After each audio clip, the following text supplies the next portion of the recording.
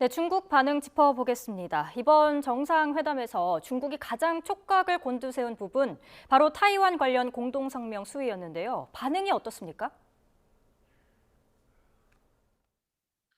네, 말씀하신 대로 중국이 가장 민감하게 받아들인 게 이 현상 반대라는 말이죠.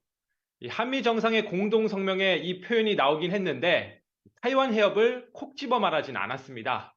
이 타이완 해협에 대해서는 평화와 안정 유지의 중요성을 재확인했다. 이런 수준에 그쳤습니다. 중국의 반발을 의식해 나름 수위를 조절했다고도 볼 수 있는데요. 그러나 중국에 대한 압박 범위와 수위를 더 높였다고 읽히는 대목이 따라붙었습니다. 인도 태평양에서 그 어떤 일방적 현상 변경 시도에도 강력히 반대한다고 천명한 겁니다. 불법적인 해상 영유권 주장, 매립 지역의 군사화 등 중국을 겨냥한 사례도 예로 들었습니다. 아직 중국에 이렇다 할 반응은 나오지 않고 있는데 한국 시간으로 오후 4시 중국 외교부 브리핑을 주목해 봐야 할 것 같습니다.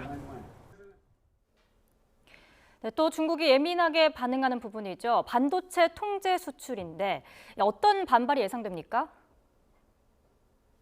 네, 이번 한미 회담에 앞서 바이든 대통령이 윤석열 대통령에게 반도체 관련 압박을 넣을 거란 외신 기사가 나온 적 있습니다.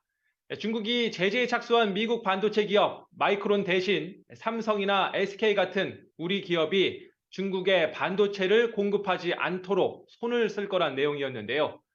이에 대해 중국은 미국이 자국의 이익을 위해 동맹국까지 협박하고 있다고 비난했습니다. 이어 반도체 수출 통제에 동참하게 되면 한국 기업들이 타격을 입을 거라고도 지적했는데요. 이 메모리 반도체 분야는 삼성과 SK 하이닉스, 마이크론이 3강 경쟁을 벌이고 있는 구도입니다. 바로 이 점을 파고들어서 한미 양국은 물론 정부와 기업 사이를 갈라치게 하려는 의도로 풀이됩니다. 이를 의식한 듯 한미 정상은 공동 성명에 한국 기업들의 우려를 완화하기 위해 한미 양국이 기울여온 최근의 노력을 평가했다. 이런 내용을 담았습니다. 하지만 들으신 것처럼 문구 자체가 모호하고 구체성이 떨어져서 립서비스에 그쳤다는 평가도 나옵니다. 우크라이나 군사 지원 문제 논의 가능성에 대해서도 러시아가 크게 반발을 했었습니다. 상황이 어떻습니까? 네, 결론부터 말하면 이번 회담에서 군사 지원 관련 논의는 없었다는 게 우리 대통령실의 설명입니다. 소인수 회담 때 우크라이나 문제가 나오긴 했는데 매우 짧게 언급한 정도라는 겁니다. 공동 성명에서도 러시아의 침략을 규탄하긴 했지만 인도적, 경제적 지원만 명시했습니다. 앞서 지난 19일 우크라이나 군사 지원 가능성을 열어둔 윤 대통령의 인터뷰 발언에 비하면 수위가 낮아진 셈인데요.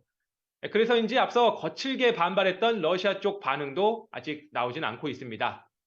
대신 중국은 한미 정상회담이 열리는 시간에 시진핑 주석과 젤렌스키 우크라이나 대통령의 통화 사실을 공개했습니다.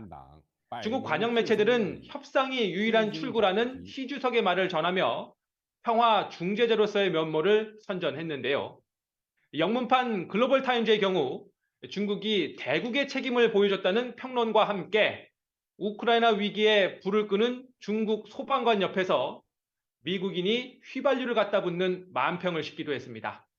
네, 주변국 반응 알아봤습니다. 일본에서 김세호, 중국에서 강정규 특파원이 전해줬습니다. 고생하셨습니다.